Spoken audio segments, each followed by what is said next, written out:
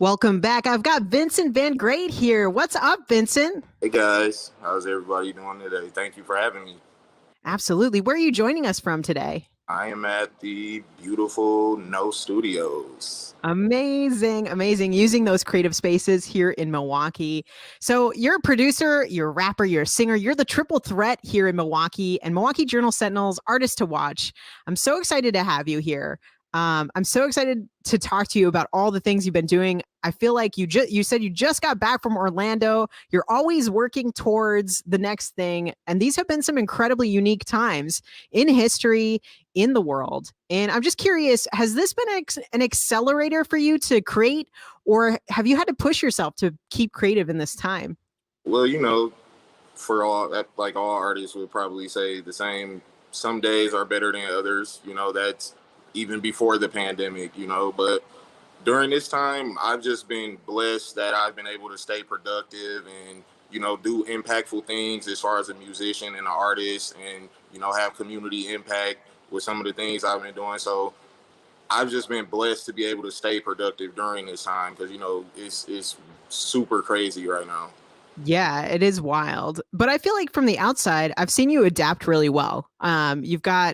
You've adapted really well, not just to creating, but also to the live music that's happening now. I saw you do Full Fest, the Cooperage Takeover, the Bubbler Bash, and so much more. What does that feel like navigating this new platform? And do you have advice for other artists who are trying to adjust? Yeah, a lot of people has asked that question recently, and as far as the virtual shows and the virtual performances now, that's super interesting because obviously there's no human interaction and there's no one really watching you. People are watching on their phones and at their homes, but you don't get that crowd interaction, and you don't get to hear the crowd cheering or know if you really did a good job and feel that energy from the crowd. And I would just say, just we're creative, so we have to just find ways to navigate through everything. And I think that's the beauty of art. Is you can create whenever. And I believe art is so impactful. And whether it's a painting, whether it's music, anything that's creative, I feel like it's impactful because it opens the mind up and it gets you thinking in different ways, and it kind of takes you away from all of the negative and all of the pressure that the world is bringing upon all of us right now. So my best advice to other artists would be to just keep your eyes on the prize and just stay focused and just stay creating, because that, for me, that heals a lot of stuff, just creating and being able to have that outlet. Absolutely. And keeping moving in this time. And just really quick on the live stream aspect of things, there's clear disadvantages, of course, but do you find having done quite a few, are there some advantages to doing them? Yeah, I've built a lot of relationships during this time with some people that maybe during summer festival season and me touring a lot during summer season, I wouldn't have got to meet them doing these shows, and different production crews and different venues that are keeping us artists safe during this time and still allowing us to perform. So I feel like this time is definitely helped me with some networking and just getting to know some people that I might not have gotten a chance to know during this time.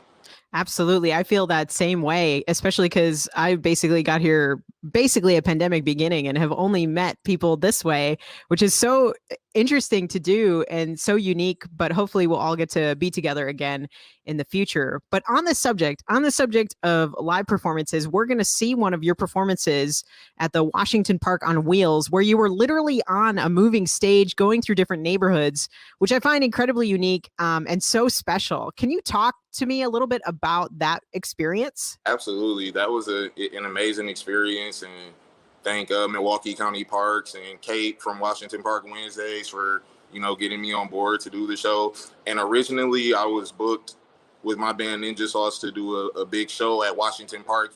Every summer they do the Washington Park Wednesday series, but obviously now we're in some different moments in the world, so they they got this thing together where, like you said, we were basically on a flatbed, on a Washington Park Wheels flatbed, riding through Washington Heights and Tulsa and Sherman Park, Washington Park neighborhoods.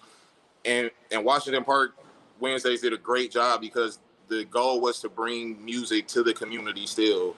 you know, because a lot of people from that community, that's an outlet for them. They come to that show, kids ride their bikes, it's a community thing.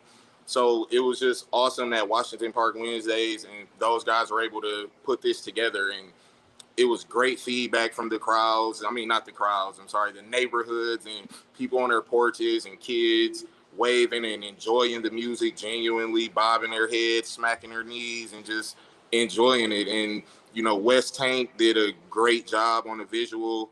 And, you know, I just can't thank Washington Park enough for the opportunity. Absolutely. It's incredible to watch. You're all going to see it and just, or hear it in just a moment.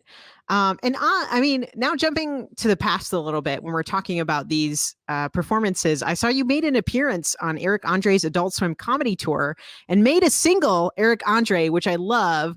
And I love the mutual love between you two as well. I mean, calling you a legend is like high praise, high stakes. Now, of course, tours are on hold, but do you have any new projects that you're working on that we can know about? Maybe, Ayisha. It's kind of going to be a surprise. So I just want to have the element of surprise with it, and, you know, give people a treat. Absolutely. You know, follow me on, you know, wherever you can, and keep up with me, and, you know, you'll hear something really soon about some new tunes coming from Van Great. I'm very excited. So everybody keep an eye out. But also into that, how can our Radio Milwaukee listeners support you? You know, follow Vincent Van Great, Twitter, Facebook, Instagram, Vincent Van Great everywhere. You can listen to my music on Spotify, Tidal, Apple Music. And, you know, during these times, vote. Everybody get out and vote. Let your voices be heard, because what we think matters. And, you know, do what's right and get out there and vote, and, you know, help us all out by doing that.